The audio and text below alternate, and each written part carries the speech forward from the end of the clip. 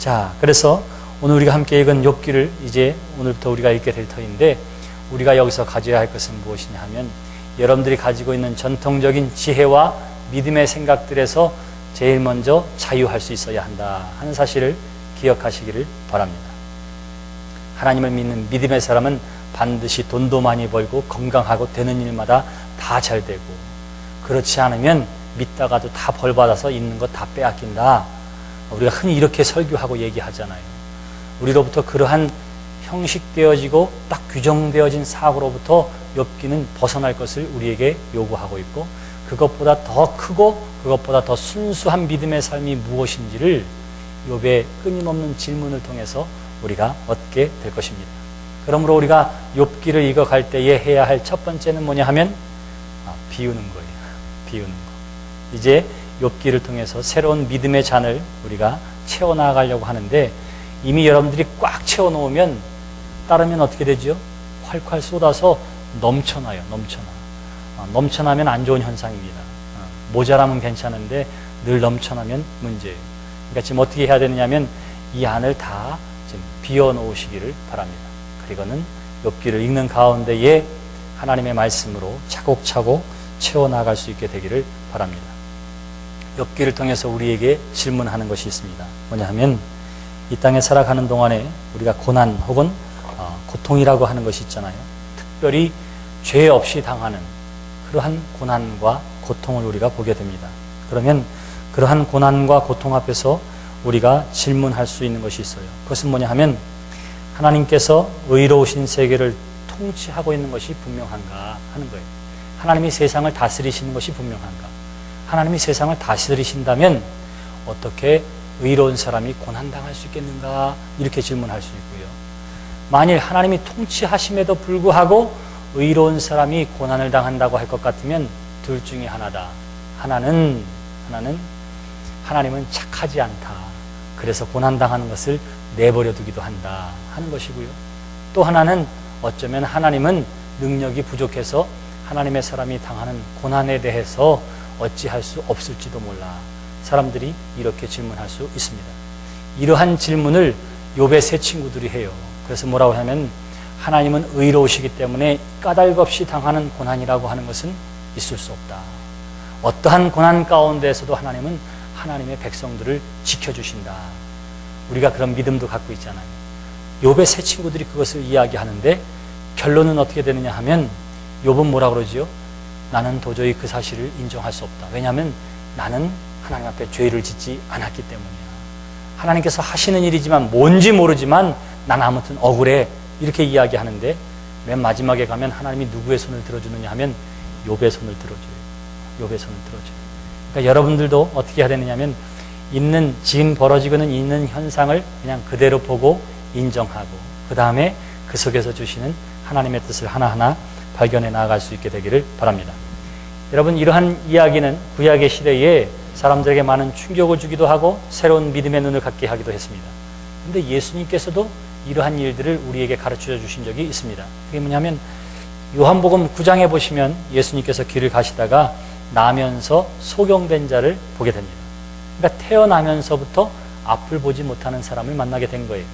그랬더니 예수님의 제자들이 묻습니다. 저 사람이 나면서 소경된 것이 누구의 죄로 인함이오니까? 저 사람의 죄 때문입니까? 아니면 저의 부모의 죄 때문입니까? 이렇게 제자들이 묻습니다. 그 이야기는 당시의 유대적인 사고에 의하면 질병이라고 하는 것은 하나님 앞에 범죄했을 때에 하나님께서 징계로 나타내 주시는 것이 질병이라고 생각했어요. 그러니까 태어나면서부터 앞을 보지 못했다면 그것은 저 사람이 아마 뭔가 죄를 지었거나 적어도 그 부모가 죄를 지었기 때문일 것이라, 이렇게 생각을 하고 있었던 것입니다. 이것이 보편적인 사고였어요. 보편적인 사고. 그랬을 때 예수님께서 뭐라고 대답하시죠? 누구의 죄 때문도 아니다. 저를 통해서 장차 하나님의 하시는 일을 드러내고자 함이라. 예수님께서 이렇게 대답하십니다. 이것은 지금까지 가지고 있었던 유대인의 사고방식을 완전히 바꿔놓는 거예요. 지금까지는 벌 받아서 병 걸리는 줄 알았더니 예수님이 뭐라고 하느냐면 그게 아니라, 이렇게 이야기하고 저를 통해서 하나님의 하시고자 하시는 일을 나타내고자 함이라. 이렇게 이야기한 것은 그 당시의 사고방식을 완전히 뒤집어 놓는 거였습니다. 예수님은 그것이 뭔지를 알았어요. 그리고 제자들은 나중에 목격하게 됩니다. 그것이 뭐냐 하면 나면서 소경된 자의 눈을 뜨게 해주심을 통해서 소경뿐만 아니라 집안 식구들뿐만 아니라 이 사람이 태어날 때부터 소경이라고 하는 사실을 아는 온 동네의 사람들이 그것을 통해서 하나님께 영광 돌리고 예수를 믿게 되었다고 성경은 이야기하고 있습니다. 그러니까 그것은 뭐냐면 장차 하나님이 하시려고 하는 뜻, 그것을 나타내고자 함이라고 하는 것은 결국은 기존에 있었던 여러 가지 사고방식을 꺾어놓는 하나님의 새로운 역사의 방식을 가르쳐주고 있는 것입니다. 욥기도 우리에게 그러한 것들을 이야기해주고 있는 것입니다. 여러분, 여기 욥이라고 하는 말, 욥이라고 하는 이 사람의 이름은 하늘아버지가 어디 계신가 이런 뜻을 가지고 있어요. 혹은 고난당하는 자, 핍박당하는 자 이런 뜻을 가지고 있습니다.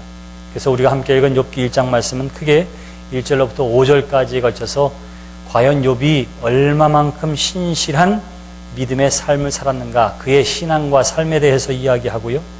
6절로부터 12절까지에 보시면 이제 사단과 하나님이 토론하는 내용이 나와요. 욥을 놔두고 욥에 관해서 토론하는 내용이 나와 있습니다. 그리고는 13절로부터 22절까지에 보시면 이제 하나님이 허락하셔서 첫 번째 시련이 욥에게 있어지게 되고요. 그 시련에 대한 욥의 대답이 1장의 내용입니다. 자, 욥이 어떠한 삶을 살았는가 하는 것을 우리가 한번 보려고 해요.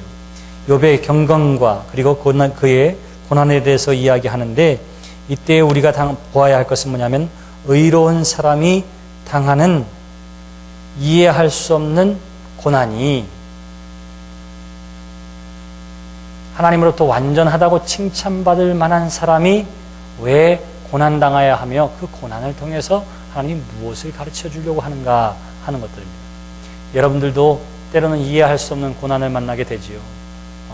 세상에 모든 사람이 죄를 범하였으며 하나님의 영광에 이르지 못하였다 하니까 우리들은 어떠냐면 무슨 문제를 만나면 자동적으로 생각하는 게 있어요. 그게 뭐죠? 잃어버렸던 내 죄가 생각나요. 경제적으로 갑자기 어려워지면 제일 먼저 뭐가 떠올라요? 야, 이거 내가 11조 안 해서 그런가? 이런 생각이 떠오르고요.